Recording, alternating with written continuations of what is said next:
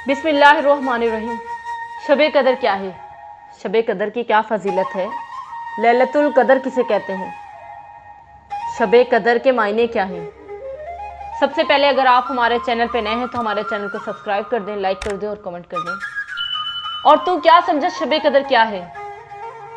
और तू क्या समझा शब कदर क्या है? शब कदर 1000 महीनों से बेहतर है, यानी इस एक रात की इबादत 1000 महीनों की इबादत से बेहतर है। हदीस नबी सल्लल्लाहु अलैहि वसल्लम, आकाए दो जहां मोहम्मद मुस्तफा सल्लल्लाहु अलैहि वसल्लम ने फरमाया कि शब कदर को रमज़ान के आखिरी अशरे में तलाश करो। शब कदर को रमज़ान के आखिरी अशरे में तलाश करो।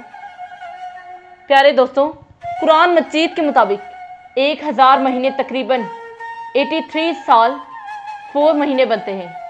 आप सल्लल्लाहु अलैहि वसल्लम के उम्मती होने की वजह से हम पर अल्लाह का ये एहसान अजीम है कि इसने उम्र के मुख्तसर हिस्से में हमें ज़्यादा से ज़्यादा सवाब हासिल करने की सहूलत अता फरमाई है।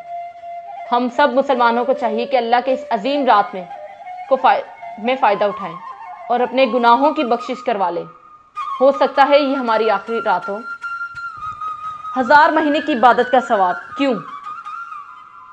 1000 महीने की इबादत का सवाब क्यों? एक रवायत में है कि हजूर सल्लल्लाहु अलैहि वसल्लम ने पहली उम्मतों की उम्रों को देखा कि बहुत लंबी हुई हैं।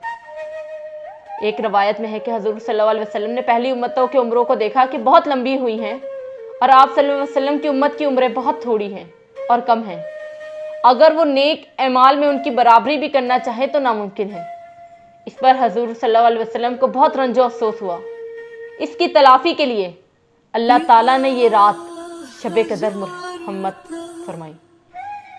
आप सल्लल्लाहु अलैहि वसल्लम को बहुत रंज अफसोस हुआ, उसकी तलाफी के लिए अल्लाह ताला ने ये रात शब कदर रहमत फरमाई।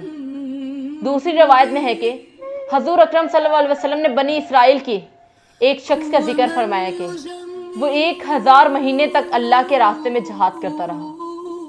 सहाबा कराम को इस पर रश्क आया तो अल्लाह ने उसकी तलाफी के लिए इस रात शब कदर का नज़ल फरमाया।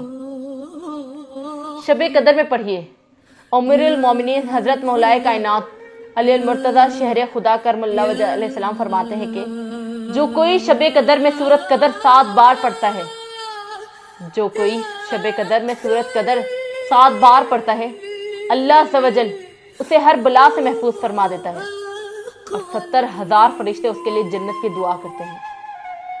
और 70,000 फरिश्ते उसके लिए जन्नत की दुआ करते हैं।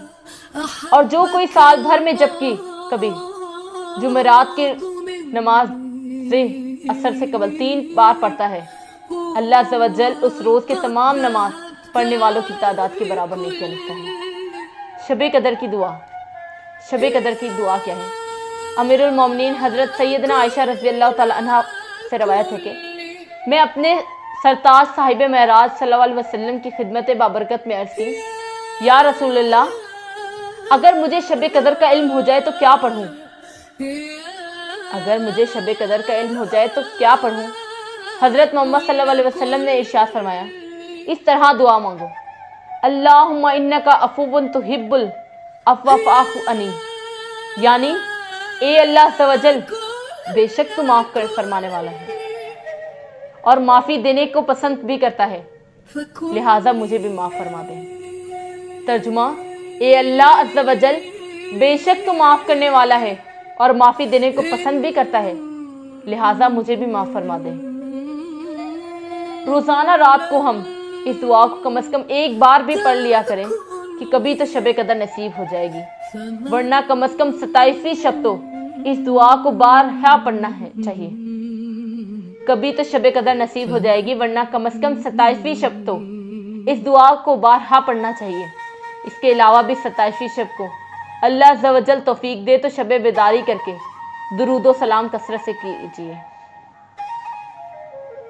हज़रत मोहम्मद सल्लल्लाहु अलैहि वसल्लम की कुछ हदीस ज़रा लिहाजा फरमाइए। हदीस नंबर 1, हज़रत अनीस बिन मालिक रज़ियल्लाहु तआला अन्हु ने फरमाया, जब रमज़ान का महीना शुरू हुआ तो हजूर सल्लल्लाहु अलैहि वसल्लम ने फरमाया कि ये महीना तुम में आया है और इसमें एक रात ऐसी है जो 1000 महीनों से बेहतर है।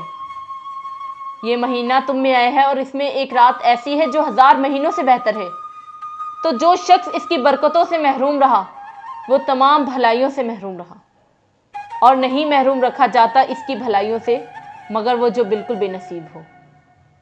حدیث نمبر 2، حضرت عائشہ رضی اللہ تعالیٰ عنہا نے فرمایا، حضور صلی اللہ علیہ وسلم نے فرمایا کہ رمضان کے آخری عشرے کی تاک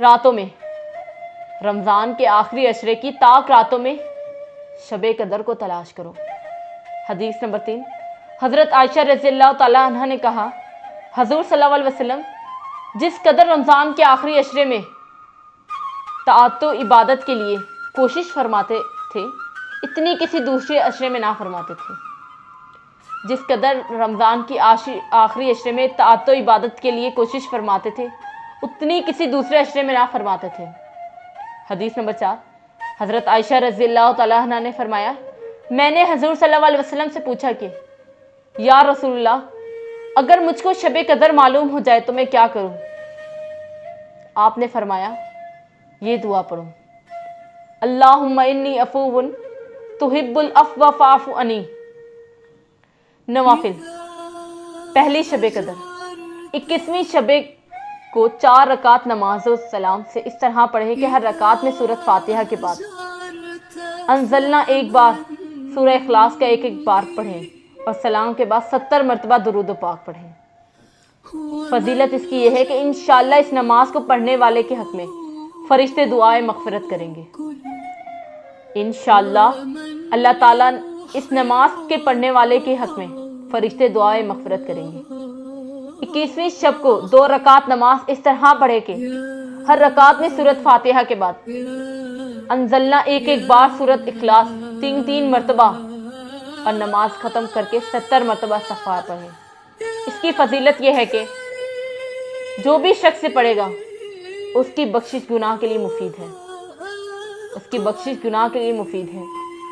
دوسری شب قدر 23ویں شب کو 4 رکعت نماز 2 سلام اس طرح پڑھے کہ ہر رکعت میں سورۃ فاتحہ کے بعد انزلنا ایک بار، سورۃ اخلاص 3 مرتبہ، اور اس کی فضیلت یہ ہے کہ انشاءاللہ آپ کو جنت میں داخل ہوں گے۔ انشاءاللہ وفات کے بعد آپ جنت میں داخل ہوں گے۔